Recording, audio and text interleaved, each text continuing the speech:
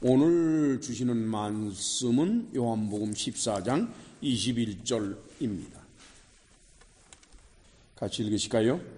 나의 계명을 가지고 지키는 자라야 나를 사랑하는 자니 나를 사랑하는 자는 내 아버지께 사랑을 받을 것이요 나도 그를 사랑하여 그에게 나를 나타내리라.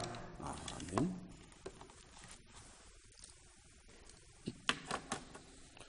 오늘도 설교 원고가 22페이지가 넘어가기 때문에 원고만 충실하게 따라가도 시간이 모자랄 것 같습니다. 우리는 지난 주일에 요한복음 14장 16절 그리고 26절 그리고는 이제 요한복음 15장 26절의 보혜사로 번역이 되어 있고 그리고 요한일서 2장 1절에서는 대언자라 번역된 파라클레토스라고 하는 헬라어 단어에 관해서 기본적인 이해를 살펴보았습니다. 그때 우리는 파라클레토스가 우리 그리스도인의 죄를 대속하신 예수 그리스도의 역할이기도 하고 또 하나님께로부터 택함을 받아서 믿음을 갖게 되고 또한 나머지 생애 동안 그 믿음을 지켜나가도록 도우시는 성령의 역할이기도 하다 하는 사실을 깨달았습니다. 오늘은 그 다음 단계로서 하나님께서 우리 인간에게 스스로 현신하시는, 나타나시는 길이 과연 무엇일까? 예수께서는 그걸 어떻게 말씀을 하셨을까? 물론 하나님께서 현신하신다, 사람 앞에 나타나신다는 관점에 대해서는 기독교인들마다 체험에서 또는 이론적으로 여러 가지로 말할 수가 있어요. 그러나 우리는 지금 그런 개인적인 생각을 바라보는 것이 아닙니다. 예수께서 뭐라고 말씀을 하셨는지 그것이 우리에게는 중요한 것이지요. 자, 오늘의 본문 요한복음 14장 21절을 다시 같이 봉독하십시다. 나의 계명을 가지고 지키는 자라야 나를 사랑하는 자니 나를 사랑하는 자는 내 아버지께 사랑을 받을 것이요 나도 그를 사랑하여 그에게 나를 나타내리라. 예수께서는 당신의 계명을 지키는 자라야만이 나를 사랑하는 자다 이렇게 말씀을 하십니다.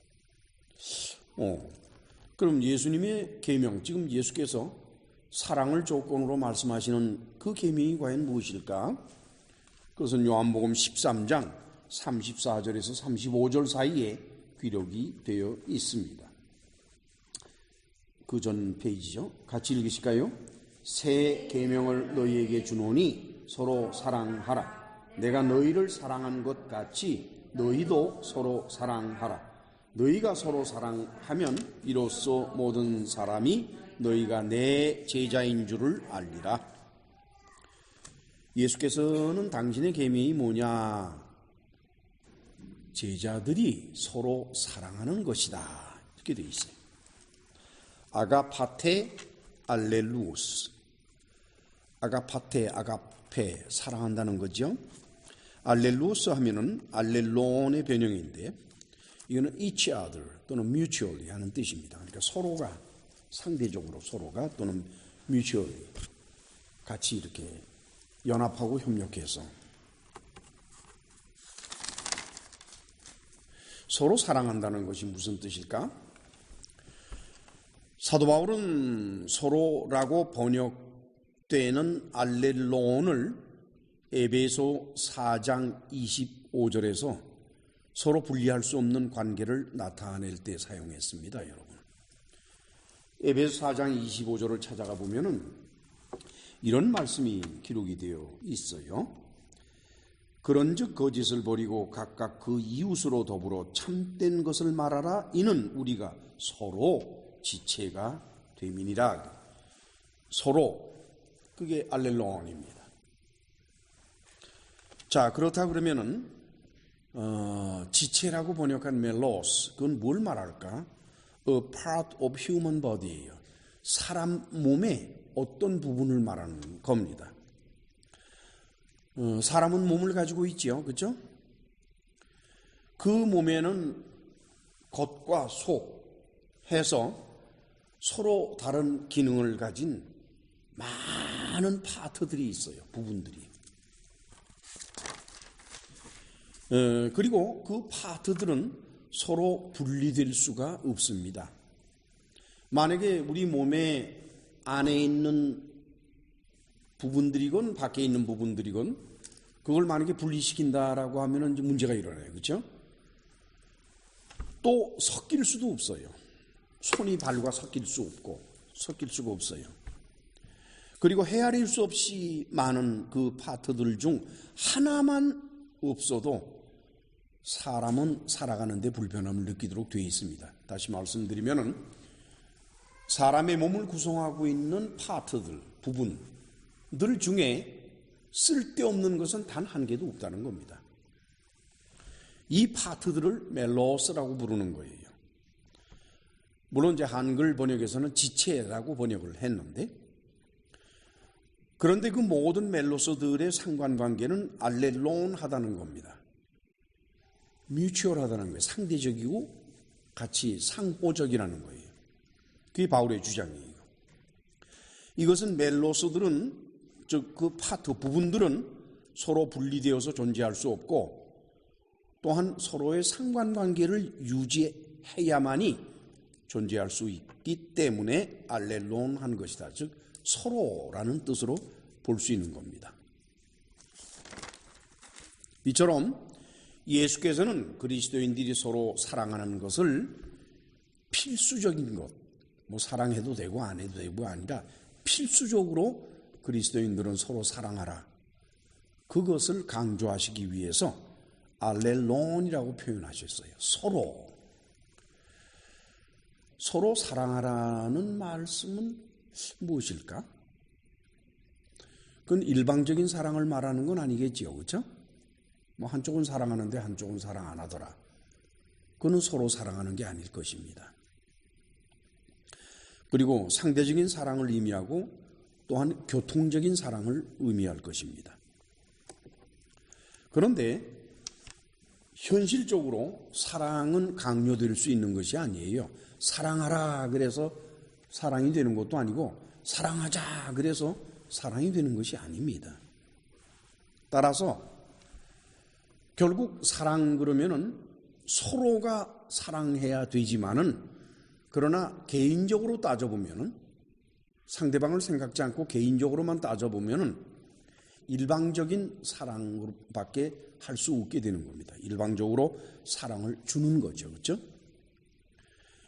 일방적으로 사랑을 줄 때에는 그 반대급부 상대적으로 대신에 그에 상응한 그런 사랑을 기대한다라는 것은 있을 수도 없는 겁니다. 사랑을 주는 사람은 상대편에서 내가 주는 만큼의 사랑을 내게 줄 것이라는 생각을 해서는 안 될 것입니다. 그러면은 그것은 온전한 사랑이 될 수가 없겠지요. 이렇게 볼 때에 예수께서 서로 사랑하라고 말씀하신 계명은 모든 그리스도인들 개개인에게는 내 이웃을 사랑하라는 일방적인 사랑을 결국 의미할 수밖에 없게 됩니다. 전부 합치면 서로 사랑이 되겠지만은 한 사람 한 사람의 그리스도인으로 따져본다 그러면은 그것은 내 이웃을 내 몸과 같이 사랑하는 그 사랑이 될 수밖에 없겠지요. 그리고 이 모든 그리스도인 개개인의 일방적인 사랑, 조금 아까도 말씀드렸습니다만 그 사랑들이 모여서 공동체를 이루게 되면은 비로소 서로 사랑하라는 예수님의 계명이 이루어지는 것입니다. 예수께서는 오늘의 본문에서 이러한 사람만이 예수님을 사랑하는 자라고 말씀하십니다. 저는 이 말씀을 묵상하다가 참 가슴이 뜨끔했어요. 저도 뭐 전에는 그런 일을 함께 했었고 여기 계신 분들도 아마 신앙생활을 하면서 그런 경험들이 있는 분들이 있을 거예요. 교회에서의 특별한 기도 모임이거나 또는 찬양 집회할 때 교인들이 두 손을 들고서 찬양을 하면서 뭐라 그래요? 주를 사랑하나이다 그러죠. 그렇죠? 주를 사랑합니다. 눈물을 뚝뚝 흘리면서 주를 사랑하나이다.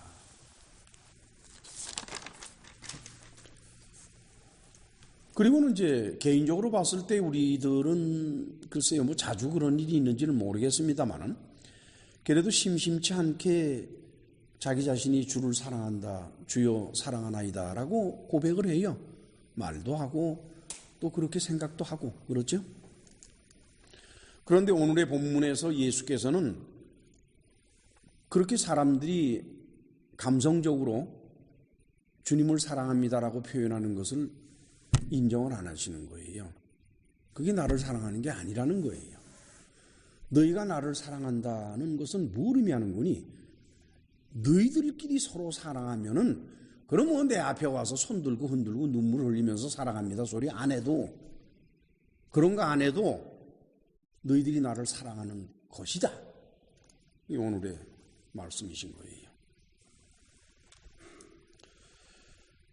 이거 참 쉽지 않네요. 그렇죠? 우린 그냥 일방적으로 나와 우리 주님 사이에 사랑만 그저 있었으면 좋겠는데 그 괜시리 옆에 사람 끼어들어가지고서 뭐 사랑해라 어쩌라고 골치 아프잖아요. 그 여러분들 그 골치 안 아파요?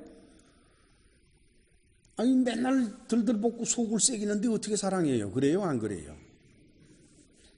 참나 이거.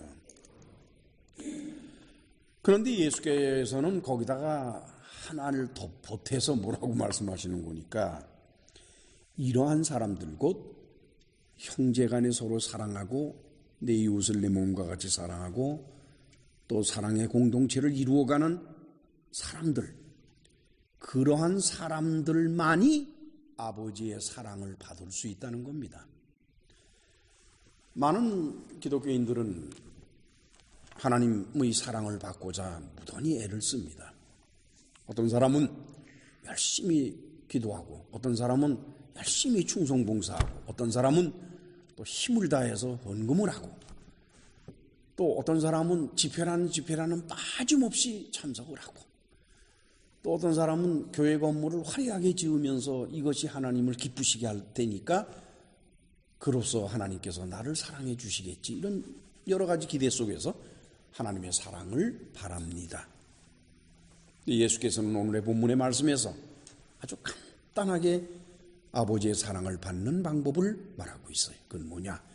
너희가 서로 사랑하면 아버지 하나님의 사랑이 저절로 내려온다. 이게.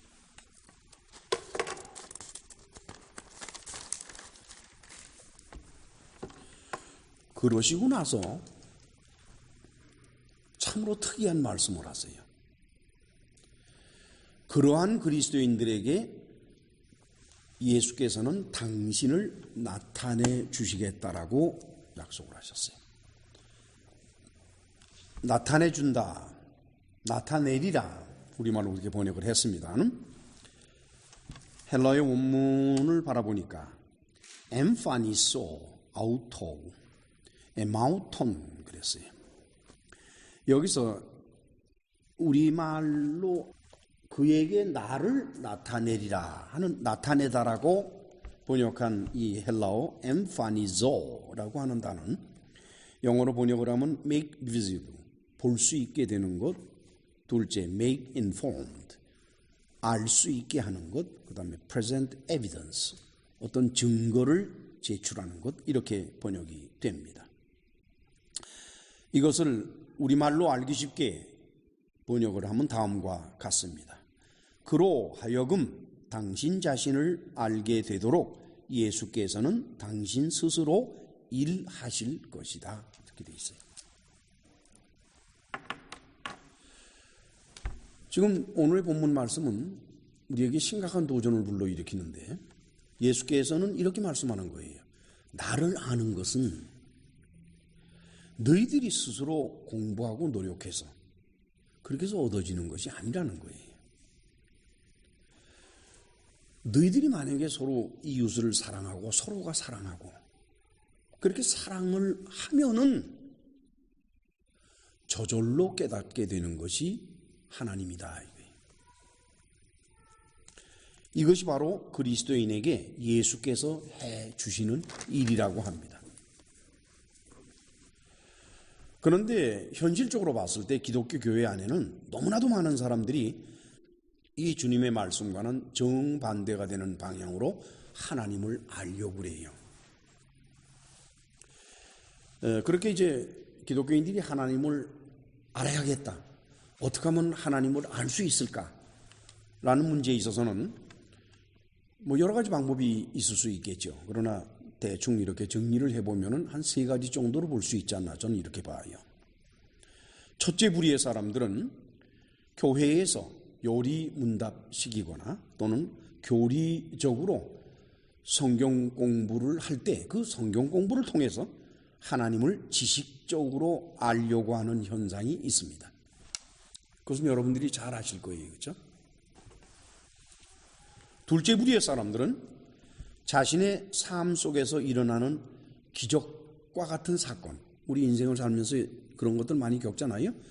그 사건들을 통해서 하나님을 체험하면서 알 수 있을 것이다라고 생각을 해서 그런 신앙생활의 체험이 하나님을 알 수 있는 길이 된다라고 생각을 합니다. 마지막으로 셋째 부류의 사람들은 환상으로나 꿈으로 갖게 되는 비전, 보는 거죠. 그런 비전을 통해서 하나님을 신비적으로 알려고 하는 그런 부류의 사람들이 또한 있습니다. 그렇죠? 지금 제가 여러분들 앞에 제시한 3가지 현상, 3가지 부류의 일들, 그런 것은 무엇이냐 하는 것은 기독교 교회에서 신앙생활을 웬만큼 한 사람들은 다 알고 있어요. 그런 것 정도는 다 알고 있는 것들이에요. 그러나 오늘의 말씀을 통해서 예수께서는 그런 것들은 다 부질없는 거라는 거예요. 지식적으로 하나님을 알려 하는 것도 부질없는 일이고 체험적으로 하나님을 알려 하는 것도 부질없는 것이요. 환상을 통해서 하나님을 알려 하는 것도 부질없는 것이다. 오히려 그런 쓸데없는 짓 하지 말고 그리스도인들끼리 서로 사랑하는 것이 하나님을 바르게 그리고 손쉽게 알 수 있는 유일한 길이다. 이렇게 말씀을 하시는 겁니다. 여러분 말이죠. 지식적으로 하나님을 아는 게 쉽겠습니까? 아니면 내 이웃을 내 몸과 같이 사랑하는 게 쉽겠습니까? 두 번째, 인생을 살아오면서 크고 작은 체험을 통해서 하나님을 아는 게 쉽겠습니까? 아니면 내 이웃을 내 몸과 같이 사랑하는 것이 쉽겠습니까? 세 번째, 환상이나 환청을 통해서 하나님을 아는 것이 쉽겠습니까? 아니면 내 이웃을 내 몸과 같이 사랑하는 것이 쉽겠습니까? 지금 예수께서는 가장 어려운 방법을 제시하는 거예요. 다른 모든 것들보다 제일로 어려운 것이 내 이웃을 내 몸과 같이 사랑하는 것입니다.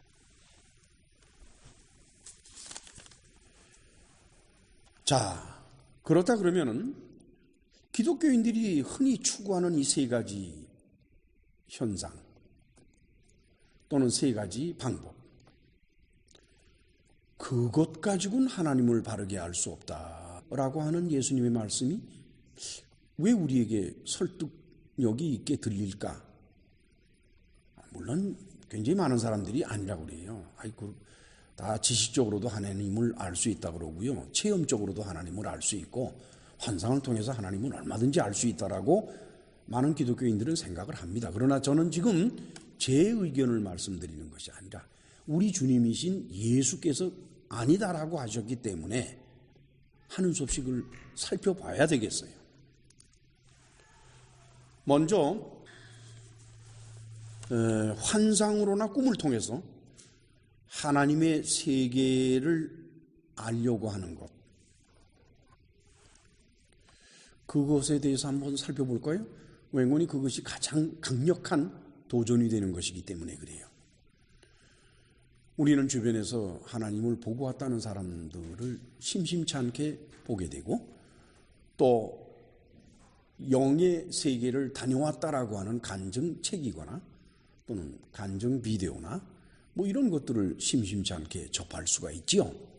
그들은 그 자신들의 체험을 소개할 때 자신만만하게 당당하게 말을 합니다.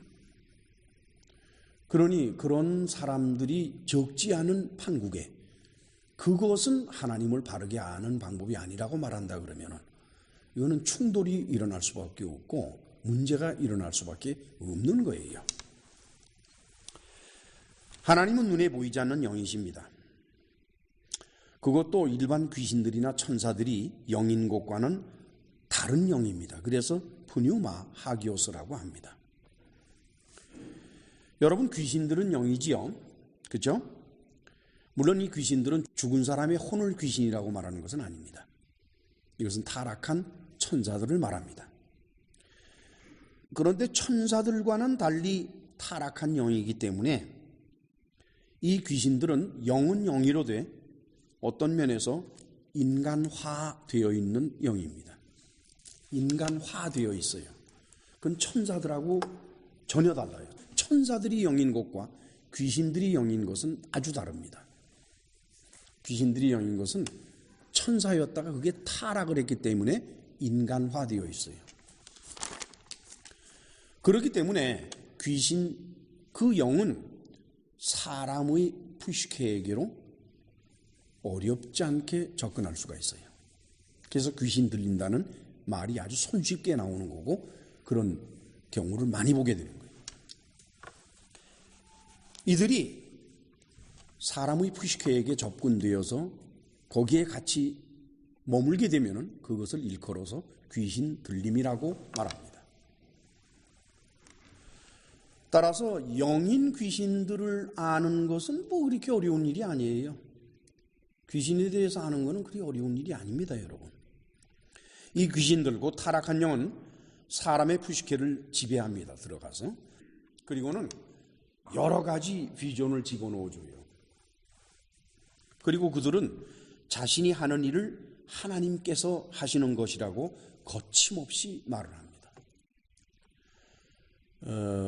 지나치게 자주 환영을 보거나 환상을 보는 사람들이 있지요.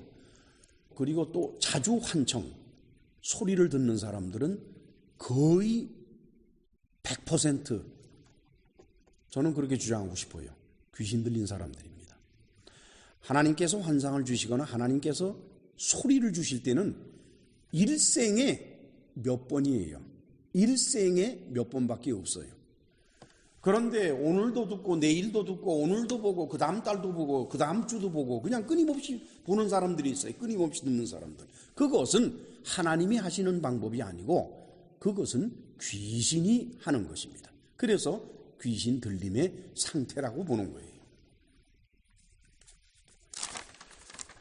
기독교 교회에서 환상을 보는 사람들, 환청이라고 그래요. 소리를 듣는 사람들, 그리고 예언하는 사람들이 있지요.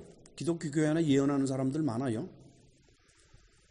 이 사람들은 대부분이 이와 같은 귀신 들림의 상태에 있는 사람들이에요. 귀신 들림은 예언에 아주 도움이 됩니다. 예언자를 하면 귀신 들어가야 돼요. 그럼 예언 잘해요. 특히 천국을 보고 왔다는 사람들은 거의 예외 없이 귀신들이 푸시케에 심어주는 거짓된 환영을, 천국에 대한 환영을 참인 것처럼 믿고 있는 거예요. 그래서 그들은 서슴지 않고 하나님께서 내게 천국을 보여주셨다라고 말합니다. 저는 목회 전반기에 신유사역을 했죠. 여러분들도 아시다시피 병고침이 역사입니다. 그리고 축사, 귀신을 쫓아내는 일을 했었지 않습니까? 이제 저는 목회 후반기에 접어들어서 지나간 후반기 세월 동안에는 오직 성경을 강해하는 사역에만 몰두해 왔습니다. 그렇게 오면서 귀신 들림 또는 귀신의 역할에 대한 실체가 어떤 것인가 하는 것을 아주 자세하게 깨달을 수 있게 되었어요. 여러분, 귀신 들림의 상태는 교회에서 일반적으로 말하는 것처럼 정신병자 증세만 나타나는 게 아닙니다, 여러분. 일반적으로 귀신 들린다 그러면 뭐 혀를 여기까지 뽑아내고 어두운 데서 이렇게 숨어 있고 뭐 사납게 대들고 뭐 이런 식으로만들 생각을 하는데, 오히려 그런 사람들은 거의 또 많은 확률이 실제로 정신병에 걸린 사람들이에요. 많은 정신병자가 교회에서 귀신 들렸다라고 그렇게 잘못 판단하는 경우를 저는 너무나도 많이 겪었고 많이 봤어요. 오히려 말이죠, 귀신 들림의 상태에 있는 사람들 중에는 겉으로 보기에 지극히 정상적인 정신활동을 하고 또 정상적인 삶을 살아가는 사람들이 아주 많다는 겁니다. 그 가운데는 목사들도 있어요. 장로들도 있고 권사들도 있어요. 일반 교인들도 있고 얼마든지 그런 사람들을 볼 수가 있습니다. 다시 말하면 평시의 행동이나 태도, 그리고 그 사람의 정신활동을 통해서는 귀신 들렸는지 안 들렸는지를 분별할 수 없는 경우가 참으로 많습니다, 여러분. 그런데 다만 이들의 공통적인 특징이 하나가 있어요. 아집이 강해요. 이 사람들은 아집이 강합니다. 편집적이라고 그러죠. 그러니까 자기가 생각하는 게 제일 옳아요. 자기가 제일 옳고 다른 사람의 의견을 들으려고도 안 하고 받아들이려고도 안 하는 성격의 소유자들, 그런 아집이 강한 사람들이 귀신 들릴 확률이 아주 높습니다. 왜 그런 줄 아세요? 많은 경우에 우리들은 말이죠, 인생을 살면서 자기가 어떤 생각을 갖는다 할지라도 이 사람에게도 의견을 물어보고 저 사람에게도 의견을 물어보고 또는 뭐 인터넷을 통해서도 의견을 보고, 그리고는 뭐 생활 속에서 여러 가지 생각도 많이 하고 이렇게 하면서 자신이 잘못된 거를 찾아가요. 그리고 내가 잘못됐으면 고칩니다. 그게 일반적인 사람들이에요. 귀신의 입장에서 한번 여러분들이 귀신이라고 그러고 한번 생각을 해보세요. A라는 사람한테 들어갔는데 그 A라는 사람이 어떤 사실을 자기 혼자서 결정하는 게 아니라 이 사람 저 사람의 의견을 들어가면서 그래가지고 합리적으로 생각해서 결정하려고 하는 성격의 소유자한테 귀신이 영향을 미칠 수 있어요, 없어요? 귀신은 거짓말쟁이입니다. 귀신은요, 100가지를 가운데 99가지를 참으로 얘기하면서도 마지막 한 가지는 거짓말을 집어넣는 게 귀신이에요. 그러니까 최소한도 한 가지는 거짓말을 하게 돼 있어요, 귀신은. 그래서 거짓의 아버지라고 예수께서 말씀을 하신 겁니다. 자, 그렇다 그러면은 귀신이 다루기 쉬운 사람은 누굽니까? 합리적인 사람입니까?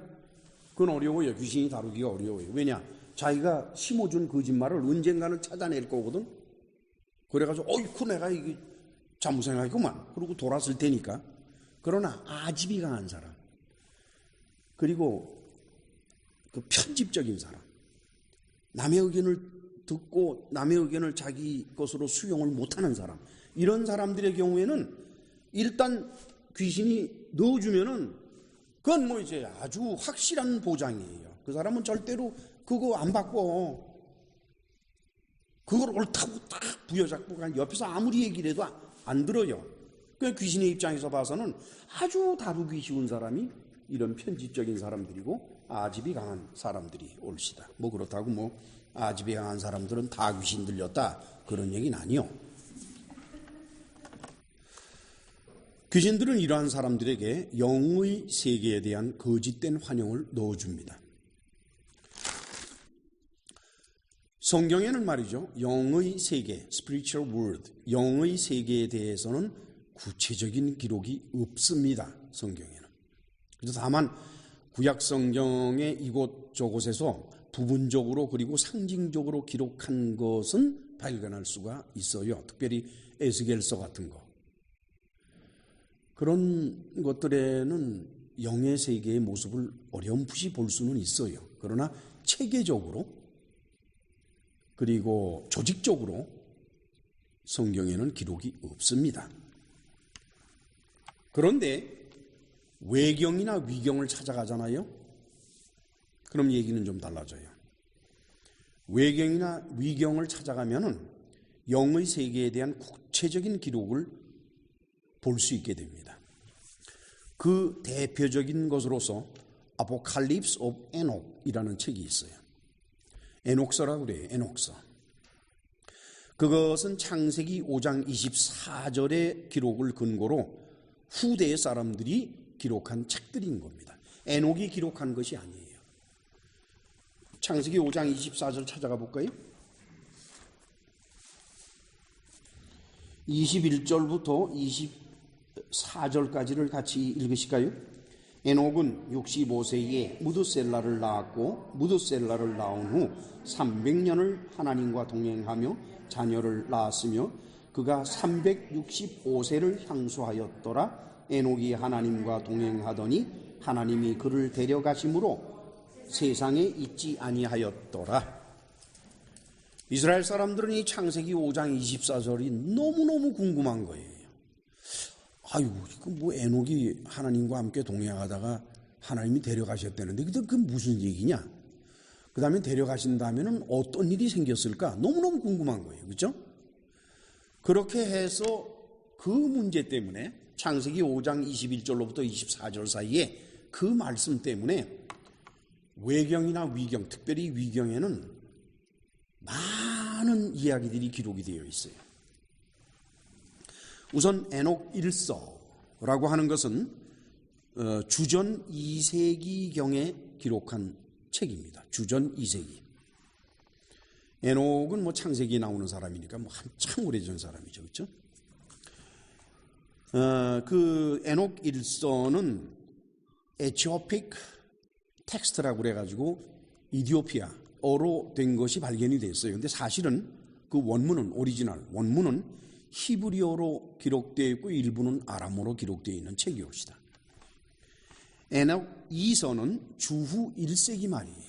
주후 1세기 말에 기록된 것으로 보는데 이건 슬라보닉 텍스트라 이게요. 그러니까 슬라브어, 러시아의 슬라브어. 그런데 그 원본은 그릭어로 되어 있다, 헬라어로 기록이 되어 있다는 것입니다.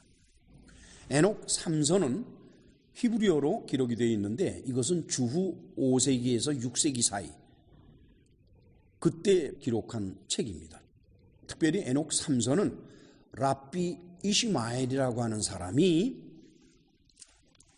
하늘에 올라가서 그가 본 에녹에 대한 이야기예요. 에녹은 그때는 이미 메타트론이라는 천사장이 되어 있다라고 하는 것입니다. 저는 이 에녹서들을 전체적으로 읽으면서 에녹 1서, 2서, 3서 볼륨이 굉장히 커요. 그 에녹서의 내용은 구약 성경에서 말하고 있는 영의 세계와는 근본적으로 차이가 있다는 것을 보게 됐습니다. 이와 같이 구약 성경의 영의 세계에 대한 정신과 근본적으로 차이가 있다라고 하는 것은 이 에녹서를 집필한 사람들에게 하나님께서 영향을 주시지 않았다는 거예요.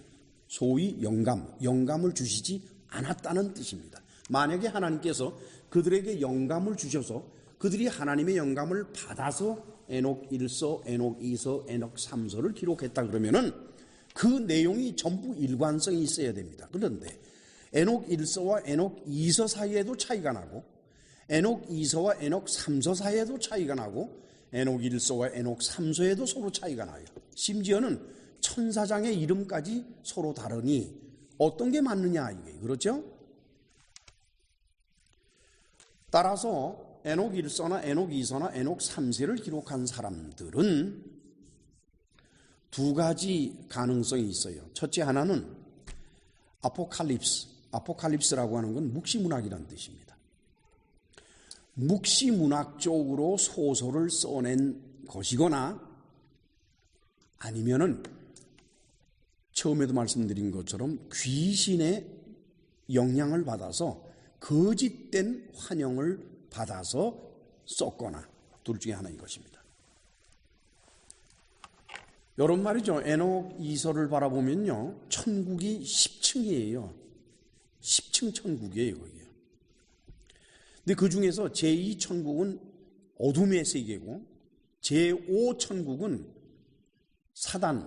사탄의 일기래요. 사탄의 일이라고 말을 하는데 그가 자그마치 200만 명의 타락한 천사들과 함께 갇혀있는 프리즌이에요. 감옥이에요. 그게 제5 천국이라고 부르고 있습니다. 그리고 에녹은 마지막 10번째 천국, 10층 천국에 가서야 비로소 하나님을 배웠다. 이런 얘기가 기록이 되어 있습니다. 따라서 그러한 기록들은 신뢰성이 하나도 없는 것들이에요. 저는 생각에 에녹서를 기록한 그 당시 에녹 1서나 에녹 2서도 마찬가지입니다만 그때 당시에는 묵시문학이 한참 판을 치고 있었던 때이기 때문에 이것은 일종의 소설과 같은 문학 작품이었을 거라고 저는 봐요. 이들이 뭐 귀신의 영향을 받아서 귀신이 주는 영감을 가지고 했다. 전 그렇게 보고 싶지는 않아요. 자, 그 다음 중세시대의 문학 작품 중에서 영의 세계를 다룬 것이 있습니다. 여러분들도 아실 텐데 그 대표적인 것은 단테의 신곡이라고 그래요. 라 디비나 코메디아, 일종의 신적인 카메디, 희곡이에요. 카메디. 그러니까 타치를 가볍게, 심각하지 않게 쓰는 게 카메디인데 단테라고 하는 사람은 1265년에 이태리의 피렌체에서 출생을 했습니다. 그 사람은 이탈리아 최대의 시인입니다. 그리고 유럽에서는 영국의 셰익스피어, 독일의 괴테, 그리고 이탈리아의 단테, 이 세 사람을 3대 문호라 일컬을 정도로 엄청난 사람입니다. 이 사람이 1308년경에 신곡을 쓰기 시작했습니다. 그의 나이 43세경에 신곡을 쓰기 시작했다는 거예요. 제1편은 지옥에 관한 글입니다. 그리고 제2편은 연옥에 관한 글입니다. 그리고 제3편은 천국에 관한 글입니다. 제1편은 1312년에, 그리고 제2편은 1315년에, 그리고 제3편은 1321년에 완성을 했어요. 스토리의 내용은 다음과 같습니다. 단테가 1300년에 35세의 나이가 되었을 때 그가 천사의 인도함을 받아서 지옥에 내려가서 여행을 하였다라는 것으로 이 이야기는 시작이 됩니다. 그래서 지옥 여행을 다 마친 다음에 연옥으로 올라가서 연옥 여행을 다 마치고 그리고 나서 천국으로 올라가서 다 여행을 했다. 그것은 코미디이기 때문에 일종의 문학 작품이에요. 픽션이라는 말이에요. 그렇죠? 지어낸 이야기라는 뜻이 옳시다. 그런데 놀라웠게도 중세시대 때부터 그 이후에 오늘 현대에 이르기까지도 단테의 신곡에 나타나는 지옥의 모습이나 연옥의 모습, 이런 소설에 대해서 이게 정말인 줄 알고 있어요. 너무나도 많은 사람들이. 참으로 참 딱한 일들입니다. 그 다음에 근세에 와서 이 영의 세계에 대해서 글을 쓴 사람이 있어요. 근세에 와서. 그 사람이 바로 스웨덴버르그라고 하는 사람이에요. 이 스웨덴버르그, 이마누엘 스웨덴버르그, 이 사람은 스웨덴버르그라는 것은 영어 발음입니다. 이 스웨덴 발음으로 하면은 어떻게 되는 거니까 스와이덴보르히가 돼요. 제가 옛날에 그 직장 생활을 하고 했을 때 찾아갔던 스웨덴의 어느 도시, 두 번째로 큰 도시였죠. 그 도시는 영어로는 고센버그라고 이렇게 영어로 발음을 해요. 근데 스웨덴 사람들은 예테보르히 이렇게 발음을 합니다. 이 사람은 1688년에 태어나서 1772년에 죽은 사람으로서 84년을 산 사람이에요. 이 사람은 주교 가문이고 귀족 가문에 태어난 사람입니다. 사람은 과학자이면서 철학자이면서 심리학자이면서 동시에 신학자입니다. 그는 1758년 나이가 70이 되었을 때 다음과 같은 책을 썼습니다. Heavens and its wonders and hell and the world of spirits from things heard and seen 이렇게 되어 있어요. Heavens and its wonders 천국과 그리고 천국의 놀라운 일들 and hell 그리고 지옥에 관한 것 and the world of spirit 영들의 세계 그것에 관한 것인데 그것을 이 사람이 쓴 근거는 뭐 연구에서 하나 또는 무슨 소설이거나 그게 아니라 from things heard and seen 내가 보고 들은 것을 바탕으로 해서 나는 이 글을 쓴다는 거예요. 그러니까 이 사람이야말로 환영을 보고 환상을 보고 또 한청으로 소리를 들으면서 이 글을 썼다는 거예요.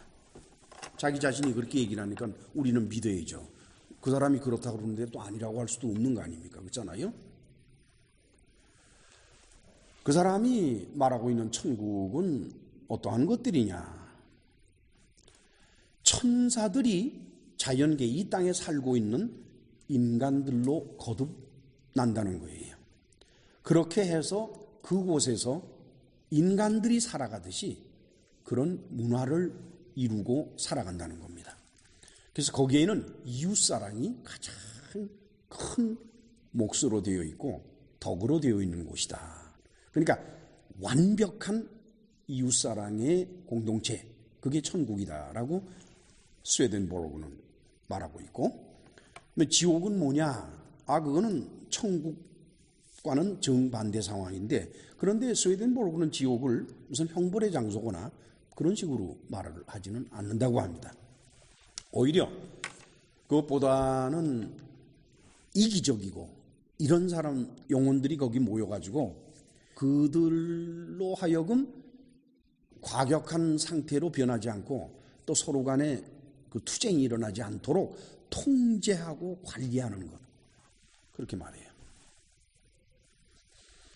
그 다음에 영들의 세계는 뭐냐 그랬더니 천국과 지옥 사이에 중간 상태가 있다는 거예요. 천국, 지옥 사이에 중간 상태가 있는데 그곳이 바로 영들의 세계다. 그래서 거긴 뭐냐 그랬더니 사람들이 죽으면 가는 곳이다. 거기에는 심판이 있는 곳이다. 이렇게 말하고 있습니다. 그렇다 그러면은 스웨덴보르그는 그 사람이 환상으로 봤건 환영으로 봤건 그가 본 영들의 세계, 스피릿, 영들의 세계는 죽은 사람들의 혼이 영이라고 이 사람은 생각하는 거예요. 그렇죠?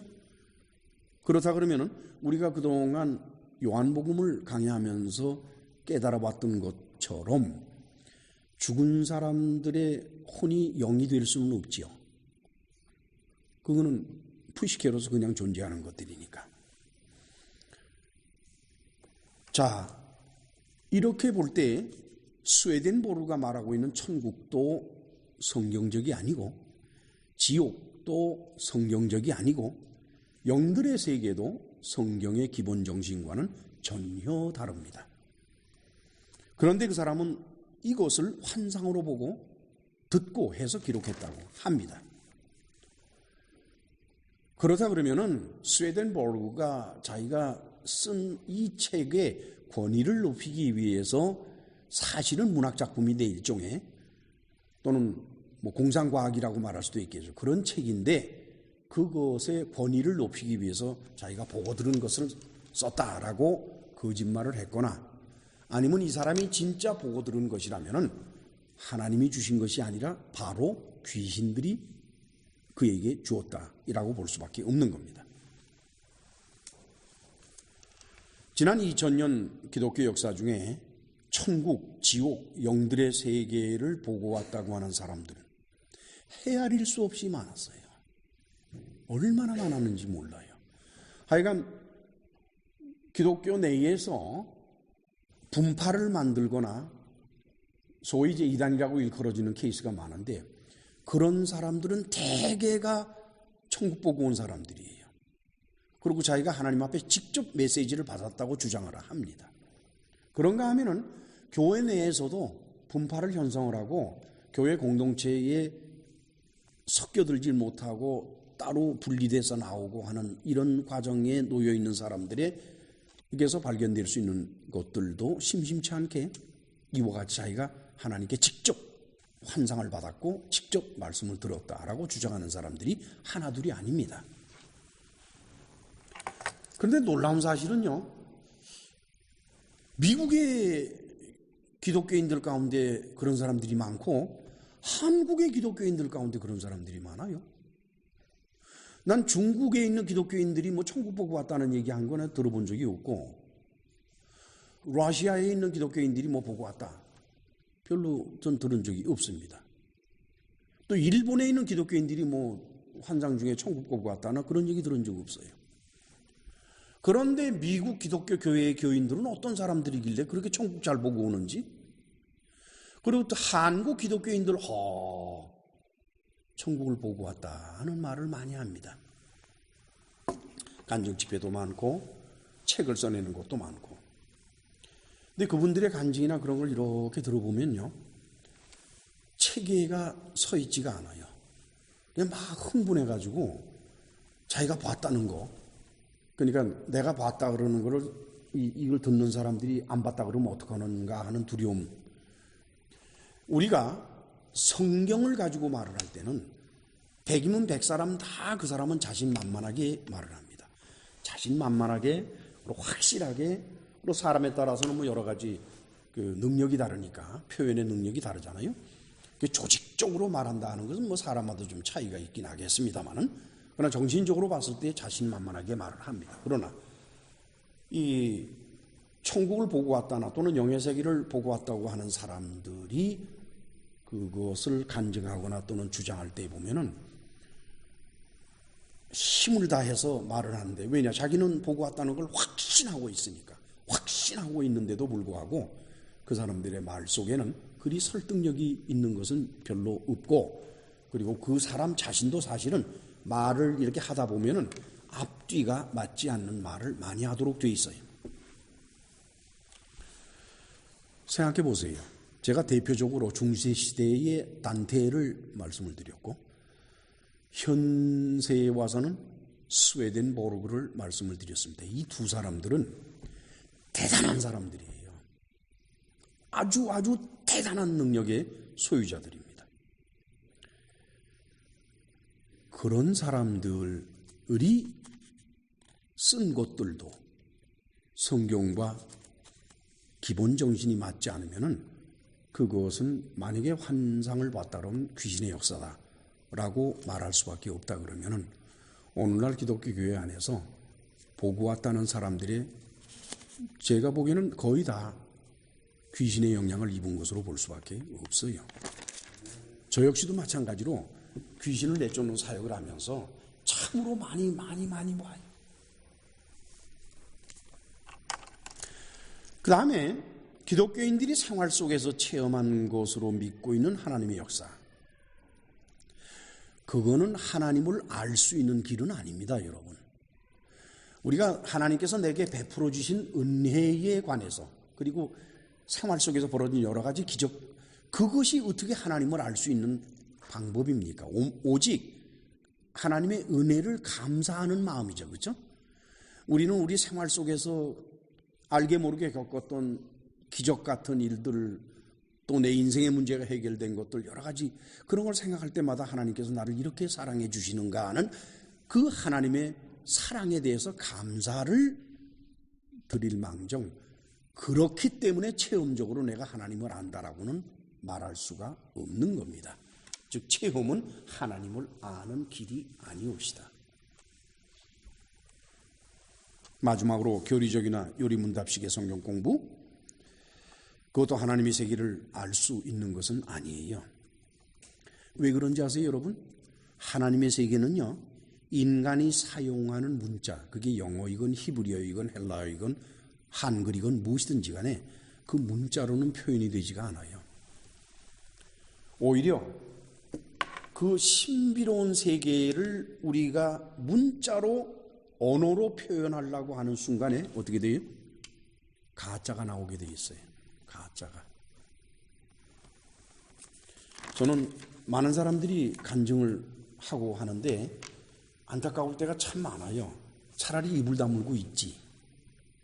그랬으면 더 좋았을 것을. 그들은 하나님을 만났다라고 하는 그런 문제에 관해서 간증을 하면서 인간의 언어로서는 도저히 표현할 수 없는 것을 인간의 언어로 표현하는 과정에 만약에 그 사람이 철학을 했다든가 신학을 했다든가 이렇게 학문적으로 깊이가 있고 언어를 구사하는데 큰 능력이 있는 사람이라면 얘기는 좀 달라요. 그런데 하나님을 보고 왔다, 환상을 보았다, 환청을 들었다 하는 사람들 중에 상당히 많은 사람들이 언어 구사력조차도 없는 사람들이에요. 무슨 단어를 써야 될지도 모르는 사람들이 참으로 많아요. 오히려 공부를 많이 하고 언어 구사력이 훌륭한 사람들의 경우에는 뭐 보고 왔다는 얘기를 하는 사람이 거의 없어요. 근데 보고 왔다 이러는 사람들 되게 보면 그래요. 그러니 언어 구사력이 뛰어난 사람도 안 되는 표현을 그렇게 언어 구사력이 보잘것없는 사람이 무슨 수로 제대로 표현할 수가 있겠습니까? 따라서 하나님을 보고 왔다. 우리가 하나님을 안다. 하나님께서 내게 나타나셨다. 라고 하는 이런 여러 가지들은 좀 생각을 바로 해야 될 것 같아요. 물론 이제 제 설교를 쭉 들어오시는 분들 가운데에서 제 설교 속에는 불가지론이 들어가 있다라고 생각하는 분들이 적지 않습니다. 다시 말하면은 제 설교를 듣고 있노라면은 그럼 뭐란 말입니까? 뭐 모른다는 말입니까? 그런 질문을 하는 사람들 많습니다. 그러나 저는 제가 할 수 있는 것을 한다고 말씀을 드려야지 제가 할 수 없는 것을 한다라고 말씀을 드릴 수가 없어요. 간단히 말씀을 드리면은요, 제가 눈에 보이지 않는 하나님에 관해서 여러분들에게 이와 같은 설교로 전할 때에는 저는 성경이 텍스트가 됩니다. 성경 외에 어떤 것도 제게는 도움이 되지도 않고 또 어떤 것도 저는 눈에 보이지 않는 세계를 그려낼 때 사용하지를 않습니다. 즉 성경이 말씀하는 만큼만 전하는 것이고 성경이 표현할 수 있는 것만큼만 표현하는 겁니다. 따라서 성경이 침묵하면 저도 침묵할 수밖에 없는 것이고 따라서 성경이 10%밖에 말씀을 안 하면 저 역시 여러분들에게 10%밖에 전할 수 없습니다. 어떻게 생각들을 하십니까? 성경에서 말씀하지 않는 것을 다 알고 다 전하기 위해서 환상을 봐야 되고 또 소리를 들어야 되겠습니까? 그리고 외경이나 위경이나 하는 도저히 믿을 수 없는 책들을 두져가면서 거기에서 자료를 빼내야 되겠습니까? 그래요. 저는 부족함이 아주 많은 사람이올시다. 특별히 영의 문제에 관해서는 저는 부족함이 참으로 많아요. 그러나 분명한 것은 오늘 주님께서 말씀하시는 것처럼 너희가 서로 사랑하면, 즉 나의 계명을 지키면, 즉 너희가 서로 사랑하면 내가 너희에게 나타날 것이다. 즉 나를 알려줄 것이다. 서로가 사랑하는 사람, 우리 공동체 안에서 그리스도인으로서 서로가 사랑하고 내 이웃을 내 몸같이 사랑하는 사람들에게는 글로 표현할 수도 없고 말로 표현할 수도 없지만 하나님이 나타나십니다. 그래서 우리는 말로도 표현 못하고 글로도 표현 못하고 뭐 할 수는 없지만 그러나 우리는 우리의 마음속에서 하나님이 어떤 분이라는 것을 아주 바르게 알 수 있게 된다고 하는 것이 오늘의 말씀을 통해서 예수께서 하시는 말씀이옵시다. 기도합시다. 전능하시고 자비로우신 하나님 아버지, 부족한 종과 사랑하는 성도들이 참으로 어려운 것을 살펴가면서 이렇게 말씀을 찾아가고 있습니다. 세상에는 하나님을 보았다는 사람들이 그렇게 많고, 또 하나님의 세계를 보았다는 사람들이 그리 많고, 영의 세계를 보았다는 사람들이 그리 많지만, 그러나 주님을 사랑하는 그 마음이 바로 내 이웃을 내 몸과 같이 사랑한다라고 하는 사실을 따져볼 때, 우리 모두는 서로 사랑하는 이 일에 온전치 못하면 절대로 하나님을 볼 수도 없을 뿐만 아니라 하나님을 알 수조차 없다라는 것을 다시 한번 깨닫게 됩니다. 부족한 종과 사랑하는 성도들, 그리고 이 설교를 듣는 모든 이들이 하나님을 알려고 물리적으로 노력하지 말고 오히려 내 이웃을 내 몸과 같이 사랑하며 공동체 안에서 서로 사랑하는 우리 주님의 계명을 성실히 지켜감으로써 우리도 모르는 사이에 하나님을 알고 깨닫게 되는 놀라운 역사가 일어나도록 주께서 은혜를 베풀어 주옵소서. 예수님의 이름으로 기도합니다. 아멘.